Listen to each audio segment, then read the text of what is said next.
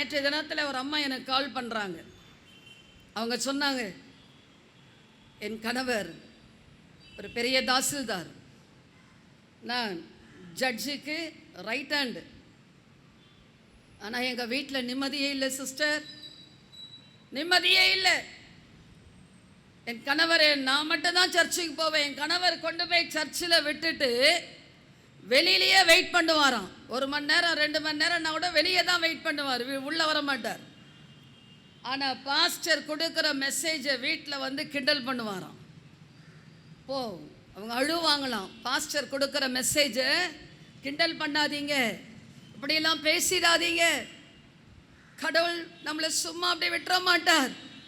அவர் அமைதியாக இருக்கிற தேவன், இரக்கமுள்ள தேவன், மன்னிக்கிற தேவன். ஆனால் ஒரு லிமிட் மேலே அவருடைய அவர் வார்த்தைக்கு விரோதமாக பேசி கிண்டல் பண்ணுறவங்களே, அதுக்குரிய காரியங்கள் அவங்களுக்கு ஒரு எச்சரிப்பின் சத்தம் வந்துக்கிட்டே இருக்கு. பெரிய பையன் நல்ல ஃபாரின்ல இருக்கிறான்.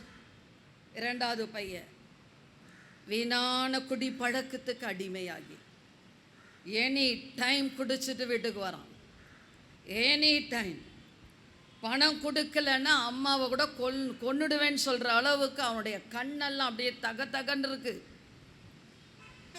அந்த அம்மா என்கிட்ட சொல்லும் போதே அழுகிறாங்க, கர்த்தருக்கு என் வீட்டில் கனம் கொடுப்பதற்கு ஆள் இல்லை, நான் ஆண்டவருக்கு பயந்து ஜீவிக்கிறேன். ஐயோ, தேவனை அசட்டை பண்ணுகிறார்கள், ஊழியர்களை பரியாசம் பண்ணுகிறார்கள், இவர்களுக்கு என்ன சம்பவிக்குமோ என்ற ஒரு பயத்தில் இருக்கிறேன். நான் என்ன பண்ணட்டும், நான் என்ன செய்யட்டும்?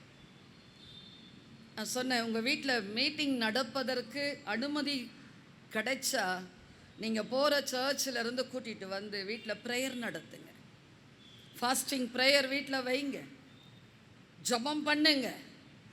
உன் குடும்பத்துக்கு விரோதமாய் போராடுகிற இப்படிப்பட்ட ஆவிகள், அழிக்கிற ஆவிகள், பட்சிக்கிற ஆவிகள், குழப்புகிற ஆவிகள், தேவ பிள்ளையே, ஆண்டவர் நமக்கு யுத்தத்தில் அவர் வல்லவராக தான் இருக்கிறார்.